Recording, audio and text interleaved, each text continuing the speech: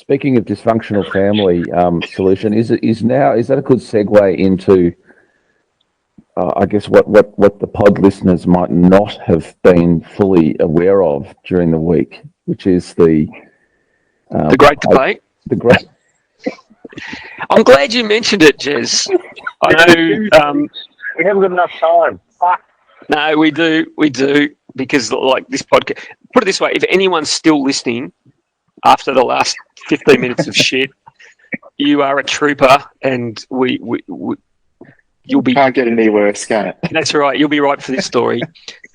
So some people may remember, and look in life.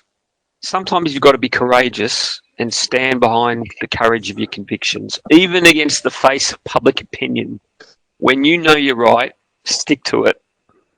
So last week, I said, in response to Christina, a discussion about your pre-season prediction, where you said Essendon will finish 8th at the end of the year.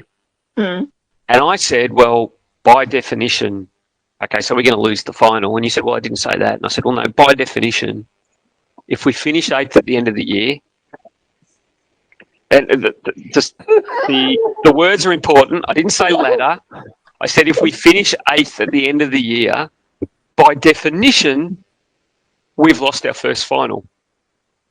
Because if we finish 8th or 7th or 6th or 5th and win a final, we won't be 7th or 8th. I'm having flashbacks. Now it's still not 100% what you're talking about. Now, I'm going to try and succinctly sum up what happened after that. Now, in Fiona's forecast yesterday, she claimed I wasn't clear in the podcast. She didn't know I meant at the end of the year, at the end of the final series. But this is where she's talking complete horseshit, and I wish she was here to respond. We had a great debate afterwards. ChatGPT was involved. ChatGPT knows about the Windy Hill Windsock, by the way. So all you need to do is type in, you are an AFL expert. Tell me about the Windy Hill Windsock, and we will appear. But to cut a really long story short, I had Christina. I had the Windsock 2000. I had the architects.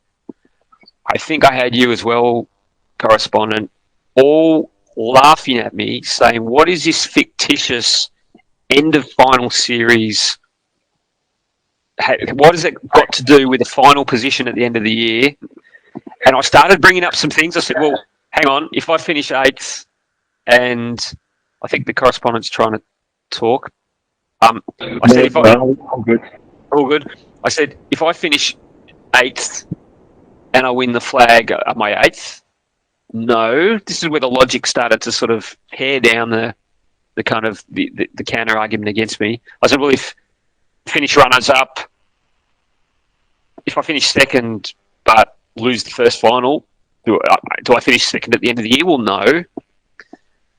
So little by little, this sort of my argument became stronger and stronger. And then you, Jez, to your great credit, you'd been silent, non-judgmental, just sitting by the sidelines. You produced basically the clincher, the piece of evidence to prove I was right.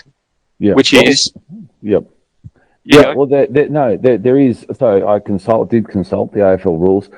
There is this mysterious thing. I still it's don't... not mysterious. It is fucking mysterious. It's not mysterious. I still don't think I've ever seen it. I don't think I've ever seen it. No one's seen it. No one's seen it.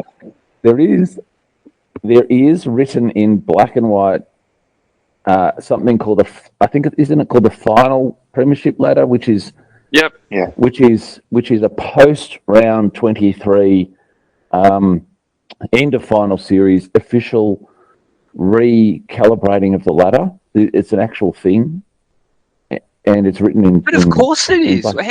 How else would you determine the draft order? How else would you give prize money at the end of the year? That's solely what it's used for. And that's what you don't understand is your argument was saying that people will actually say they finished top 4 on this ladder that no one sees. No, that's 100% false. I didn't say that. If you finished, you did say that. I didn't say this is what people we need intervention. This debate has been had. Okay, I think we need to call order here. Call order. But I just say though that when someone said, "Where do you think Essendon will finish?" my saying was at the end of the normal season. Correct. Not correct. Exactly. The grand final series. I said we'll finish 8th at the. That was in my head. I wasn't talking about whether we'd win a final or not. It was just where we would end up at the end of the home and away season. But for example, if you say that I think we're going to finish 9th at the end of the season. At the end of the season, we're finishing 9th. Yeah, but you don't play finals if you're 9th. You're nonce. I know that. That's what I'm saying. There's no recalibration. 9th is 9th. Take a swig of your drink. Go back on mute. But I can't believe if you finish 6th, and even if you go on like the Bulldogs went to win the premiership, they finished 6th and they won the premiership. No, they didn't. That's what. They finished first. Wrong. No, I understand for draft order. Yeah, they finished. When you talk to a fan, you say, when Bulldog supporter, where did you finish in that year you won the premiership? I finished 6th. Yes. But they don't say I was first. They don't say I was top 4. They don't say I was... We finished first. We finished number 1. No one says that. No one says that. We're going to have to do a poll amongst listeners. I said at the end... Bullshit. I've never heard anybody who won the flag said, "Oh, we finished 6th." Very disappointing year. We only finished 6th. If only we could finish first. Why are we playing finals? You don't say you finished first. You don't say you finished first. You say you won the premiership. You don't say you finished first when you win the premiership. You say I'm a premiership winner. Cheers. Don't mention how Carlton played finals when you're finishing 9th. Yeah, and then won a final. Magnificent. Yeah, I can't believe you're doubling down Windsock 2000. Honestly, the debate's been had. It's been won conclusively. Solution. Well done. Congratulations. There is such a thing as a post-round 23 ladder. You were right last week. Thank you, Jez. Thank you. So my Jez, you're a sock. People asked me to bring back the douche. This fucking podcast has gone to shit. I don't know if anyone can hear anything with all the interrupting. And the fucking the correspondent with his bar noise in the background. People asked me to bring back the douche and the deity. Jez, you are the deity this week for actually, looking at the hard evidence. I just want to move on. I want to move past this to the next segment. No, you didn't have to get lawyers involved, really. What next segment? There's no other segment. I've got nothing prepared. Solution. My phone's dying, so I'm jumping off. Good luck, yours. Thanks, correspondent. Fucking good riddance. I heard that, you fucker. Damn, I thought he was gone. Yeah, so you are the deity, and the douche is a what's the collective noun for douches? Well, it's probably douches, I guess. The douche-eye. It is the Windsock 2000. Christina, architect. I haven't forgotten you, by the way. You dodged this. Architect has to take some responsibility for Windsock 2000's non-performance here.